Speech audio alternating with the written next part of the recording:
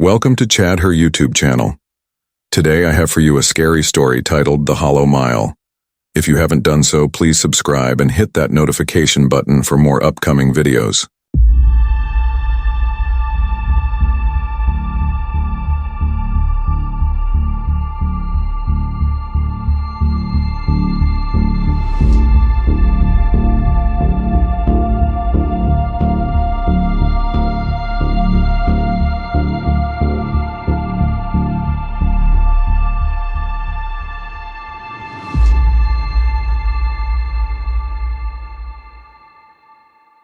The Hollow Mile. The road wasn't on any map. When Dylan Hayes took the exit, he didn't recognize the signpost. It had no name, just a weathered wooden board with peeling black paint and a barely visible arrow pointing into the woods. He only wanted a shortcut. He was driving back from a job interview 2 towns over, already running late and low on gas. GPS had frozen 2 miles back, spinning endlessly. The sky had darkened early, clouds swallowing the moon. A creeping fog now wrapped the edges of the windshield. The paved road narrowed to cracked blacktop, then faded to gravel, then dirt. Trees thickened on both sides, gnarled, old, whispering with wind. He considered turning back, but the path behind had vanished into mist. Dylan muttered, "Just a detour, 5 miles tops." The forest pressed in. He drove slowly now. The fog got denser. Headlights lit only 5 feet ahead. Trees leaned toward the road, their branches arching like skeletal arms, black against the sky. No animals, no bugs, not even birdsong. Only the crunch of tires and the soft rumble of the engine. His phone buzzed. A single notification. No service. He locked the screen and refocused. That's when he saw the sign. A mile marker, charred and cracked. 1. He frowned. No town had mile markers like that. Not for a dirt path. The marker was followed by another bend, then another. Trees blurred together, time stretched, then another marker. 1. His jaw tightened. Didn't I just pass that? He drove on. After 5 more minutes, another sign appeared. 1. He slammed the brakes. The car skidded, gravel kicking up. Dylan stared at the marker. Exactly the same. He opened the door, stepping into the mist. The air smelled of wet moss and something sour, like meat left too long in the sun. He touched the sign, burnt wood, still warm. He got back in the car. Tried reversing. The mist behind was thicker, impenetrable. The GPS flickered on, then off. His music app opened itself. A static-filled voice whispered, 1 mile left. He froze. The app closed. Silence again. He kept driving. More markers followed. 1. 1. 1. Always the same. Time meant nothing. Dylan turned on the radio. Only static. Then a voice, faint but clear, broke through the hiss. "Don't stop the car, don't get out, don't speak to her." His stomach clenched. He turned off the radio. 10 minutes passed. Maybe 20. Then he saw her. A figure by the roadside. A woman in a long white dress, head tilted down. Hair black, stringy. Pale hands hung limp by her sides. She didn't move, just stood as he passed like a forgotten statue. Dylan kept his eyes on the road. He did not slow down. 30 seconds later, she appeared again. Same position, same dress, same angle. She was on the same side of the road. He drove faster. A minute later, she was there again. But this time, her head was slightly raised. He thought he saw her eyes. He began to panic. Gravel crunched as he swerved slightly. His hands trembled on the wheel. He pressed harder on the gas. Trees became blurs. The fog thickened like curdled milk. He saw another sign.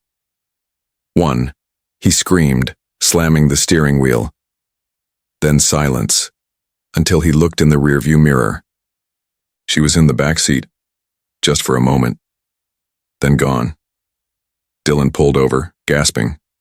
The car engine ticked. The mist wrapped around the vehicle like breathing cloth. He heard something tapping on the roof. Slow, rhythmic. Tap, tap, tap. He looked up. Nothing there.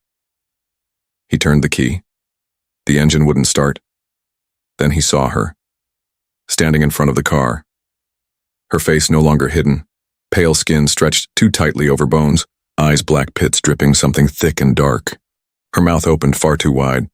She whispered, "One more mile." Dylan screamed and slammed the horn. Her image vanished like smoke. The car roared to life. He didn't question it. He drove. More signs. One. One. One. Each time, a little closer to the road. Each time her reflection in the mirror lingered longer. His gas tank needle fell toward E. He didn't dare stop. Then he hit something. The car jolted, metal screeching. Tires slid sideways. Dylan fought for control and skidded to a halt in a shallow ditch. The front bumper was torn. A branch stuck into the wheel well. Steam hissed from under the hood. He cursed and stumbled out. The air outside was colder. Then he heard breathing, right beside his ear. He spun. No one there. He turned back to the car. She was in the driver's seat, smiling. Dylan bolted into the woods, not thinking, just running. Branches scraped his arms, roots snagged his feet. The forest seemed alive, breathing, closing in. Fog coiled around him, muffling sound. The road vanished behind him.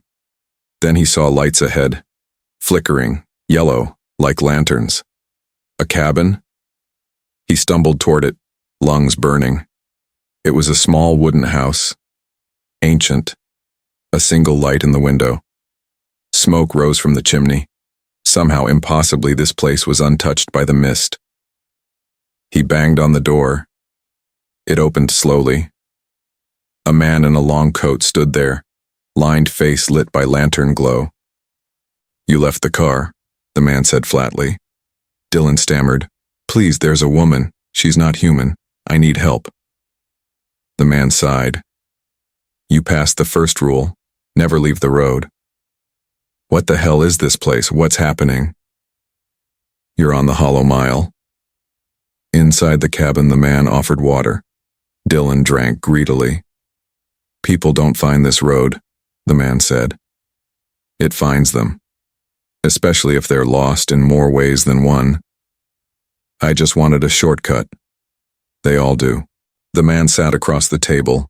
A faded map lay between them, nothing but a long black line through a gray expanse. "She's the marker," he said. "The one they left behind. They buried her at the mile's end, but the road never forgot." "Who is she?" "She was called Mara. They say her husband drove her down this road on their wedding night. Never made it out. They found his body a week later, eyes gone, skin peeled like fruit." Dylan went pale. "She wanders the mile," the man said. "Trapped, hungry, you were warned. I didn't. She'll follow you now." He handed Dylan a rusted key. "There's an old bell tower at the true end of the mile. You'll see it if you make it that far. Lock the gate, ring the bell. Don't stop no matter what she says." Dylan ran back to the road. Somehow the car was upright again, but the passenger door was open. Inside, written in fog on the windshield, were 3 words. "Stay with me." He slammed the door shut and drove. Faster now. The road bent sharply. The trees grew sparse. The fog began to clear. Then lights in the distance. A tower. He could see it. He laughed with relief. Then his engine died. Right in front of another sign. 1. He cursed, grabbed the key and ran. Behind him, footsteps echoed. Soft. Barefoot. He ran faster. The tower loomed ahead. Ancient stone, rusted gate, a chain hanging from a bell at the top. He reached the gate. fumbled with the key. She was behind him. He felt her breath. Dylan. Her voice was soft, almost human. He turned. Her face had changed. It was his mother's, then his sister's, then his first love's. Stay. You're tired. You've always been tired. He hesitated. She reached for him. That's when he heard the whisper. Ring it. He shoved the gate open, slammed it behind him, locked it. She shrieked, inhuman. Dylan climbed the steps. She screamed again. Flesh slapped stone. He reached the bell, grabbed the chain, pulled. The bell rang once, twice. The world shifted. When he woke up, he was in his car, parked outside a gas station. Morning sun lit the road. His phone buzzed. Service restored.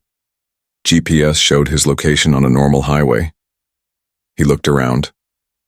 The dirt road was gone. Only smooth asphalt and birdsong. He drove home in silence. He never told anyone. But sometimes at night when he passes through quiet places, he sees a woman in a white dress by the road. Still waiting, use as description. And if you ever find yourself on a misty road with no name and mile markers that never change, keep driving. Don't speak to her, don't stop the car, and above all, don't leave the road. Thanks for listening, brave souls. If you enjoyed this tale, like, subscribe, and share it with those who love a shiver in the dark. Until next time, keep driving, don't stop.